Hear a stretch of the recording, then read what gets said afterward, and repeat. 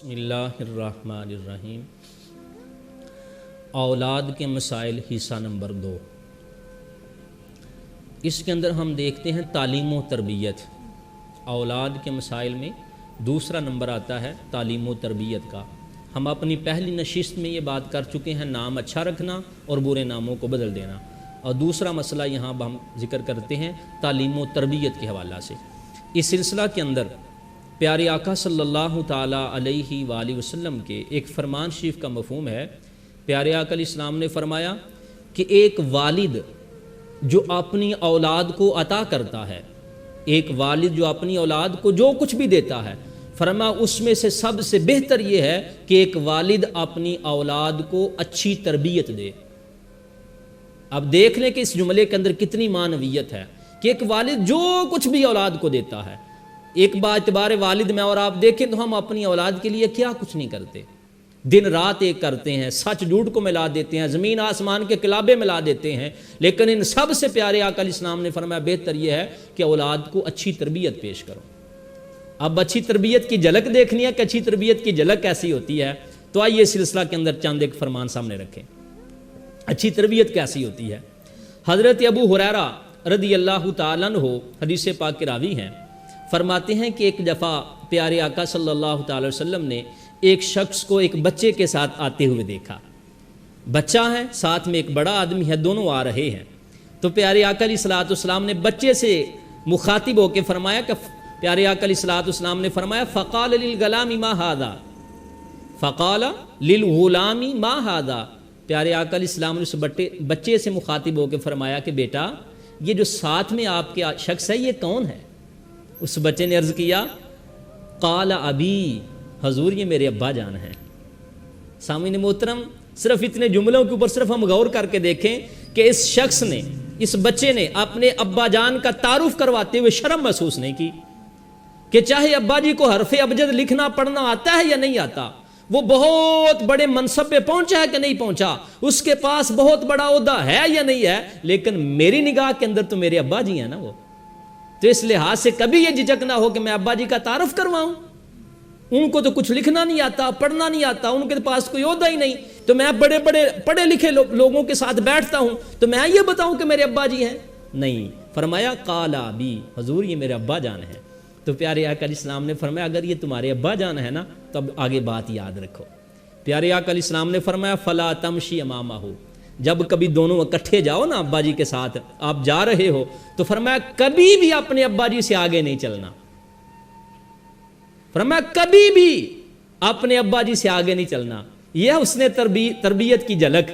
Number 2 فرمایا ولا تستتب لہ، کبھی بھی زندگی کے اندر ایسا کام نہ کرنا جس کی بنیاد پر تیرے باپ کو گالی دی جائے، یا اس کا ایک معنی یہ بھی محدث نے لکھا کہ کبھی کوئی ایسا گنونا جرم نہ کر لو کہ اس جرم کی بنیاد پہ تیرا باپ تجھے گالی دے۔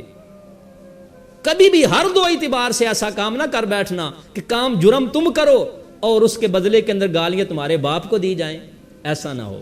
نمبر 3 پیارے آقا علیہ السلام نے فرمایا اگر تم کسی جگہ پہ پہنچ گئے ہو، ساتھ میں تمہارے ابا جی بھی ہیں اور تم بھی ہو، تو کریم آقا علیہ السلام نے فرمایا ولا تجلیس قبلہ، کبھی بھی اپنے ابا جان سے پہلے نہیں بیٹھنا، کبھی بھی، فرمایا اپنے ابا جی سے پہلے نہیں بیٹھنا۔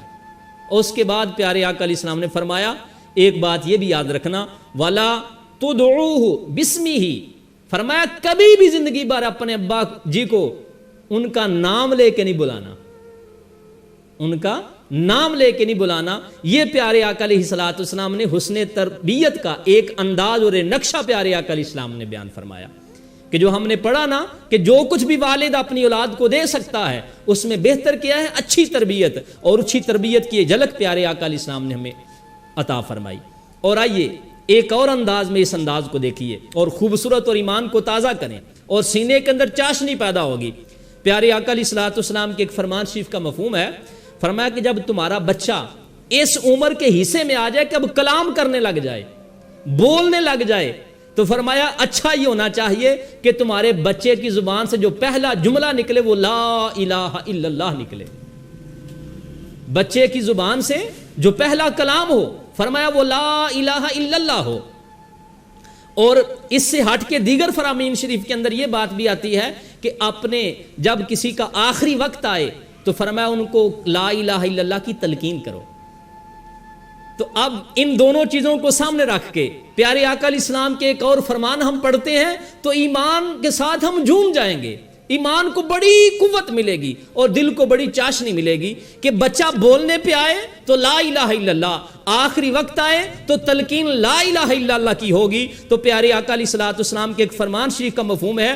کریم آقا علیہ الصلوۃ والسلام نے فرمایا اول کلمہ بلا الہ الا اللہ, فرمایا جس شخص کا پہلا کلام بھی لا الہ الا اللہ ہو اور فرمایا اس کا آخری کلام بھی لا الہ الا اللہ ہو اور بیچ میں چاہے ثم عاش الف سنہ, بیچ میں چاہے اس نے ہزاروں سال زندگی گزاری ہو, پہلا کلام بھی لا الہ, دوسرا کلام بھی یعنی آخری کلام بھی لا الہ, بیچ کے اندر ہزاروں سال اس نے زندگی گزاری. حضور فرماتے ہیں جب قیامت کا دن ہوگا تو یہ انداز ہوگا کہ ما سئل عن ذنب واحد, اس بندے سے ایک گناہ کے بارے میں بھی نہیں پوچھا جائے گا, ایک گناہ کے بارے میں نہیں پوچھا جائے گا.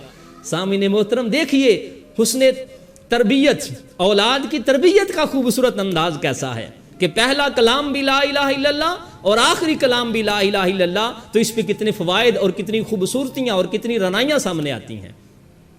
آخری باتیں اس سلسلہ کے اندر پیارے آقا علیہ الصلوۃ والسلام نے بذات خود اپنے پیارے بچوں سے, وہ بچے جن کا میں اور آپ کو یہ اندازہ نہیں لگا سکتے کتنی عظمتوں کے مالک ہیں.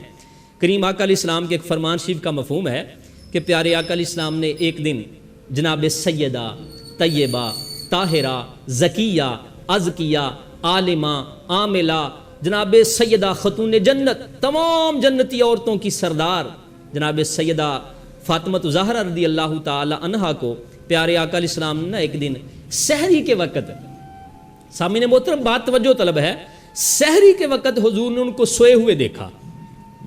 یہ تہجد کا ٹائم ہے, ابھی فجر کا ٹائم نہیں شروع ہوا, تو سحری کے وقت پیارے آقا علیہ السلام نے ان کو سوئے ہوئے دیکھا.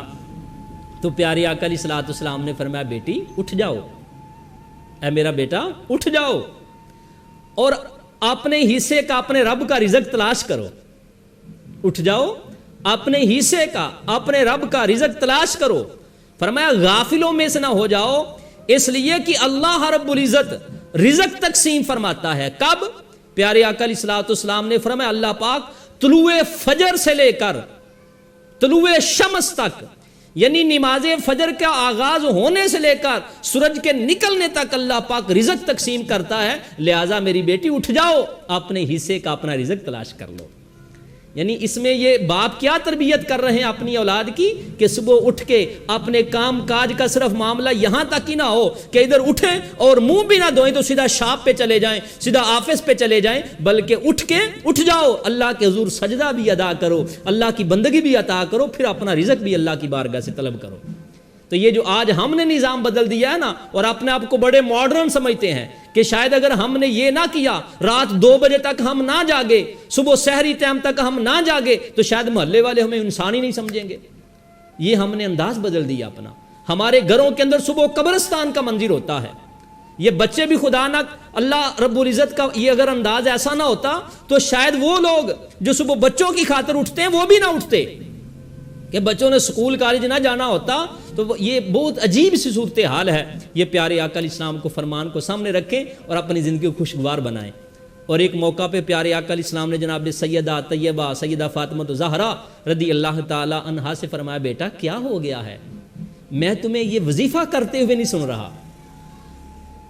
آج ہم کہتے ہیں نا کہ یہ وظائف نہیں. دیکھیے پیارے آقا علیہ السلام نے فرمایا کہ بیٹا کیا ہو گیا تمہیں, میں تمہیں یہ وظیفہ کرتے ہوئے نہیں سنتا صبح و شام. کون سا وظیفہ؟ یا حی یا قیوم برحمتی کا استغیث اصلح لی شانی کلہ ولا تکلنی الی نفسی. بیٹا کیا ہو گیا ہے, یہ وظیفہ تمہیں صبح و شام میں پڑھتے ہوئے نہیں سن رہا. اس وظیفے کی برکت یہ نہیں ہوگی تو پیارے آقا علیہ السلام نے فرمایا نا, اس کے کلمات پہ دیکھیں تو کلمات ہی بڑے خوبصورت ہیں. یا حی یا قیوم, اے زندہ رہنے والے, اے ہمیشہ قائم رہنے والے, برحمتی کا استغیث, میں اللہ کی رحمت سے تیری بارگاہ میں سوال کرتی ہوں. کس بات کا؟ اصلح لی شانی کلہ, مولا میرے سارے معاملات کو بہتر کر دے، مولا میرے سارے اعمال کو ٹھیک کر دے، وَلَا تَكِلْنِي إِلَىٰ نَفْسِي، مجھے میرے اپنے نفس کے اندر گرفتار نہ کرنا۔ یہ کس قدر عاجزی ہے کہ اپنا سارا کچھ اپنے مالک کے سپرد کر دیا جائے کہ مولا تو ہی ہے میرے معاملات کا کارساز، تو ہی میرا نگہبان ہے، تو ہی میرا محافظ ہے، مولا تو ہی سارا کچھ ہے میرا، تو میں اپنا سارا کچھ تیرے سپرد کرتا ہوں۔ تو فرمایا فاطمہ میں دیکھ رہا ہوں کہ تم صبح و شام یہ وظیفہ مجھے کرتی ہوئی نہیں سنائی دیتی۔ تو اس لحاظ سے تعلیم و تربیت کا یہ انداز اولاد کے مسائل نمبر 2 کے اندر ہمیں رہتے ہوئے یہ انداز اختیار کرنا چاہیے اپنے لیے بھی اور اپنے بچوں کے لیے بھی۔ اللہ پاک مجھے اور آپ کو عمل کی توفیق عطا فرمائے۔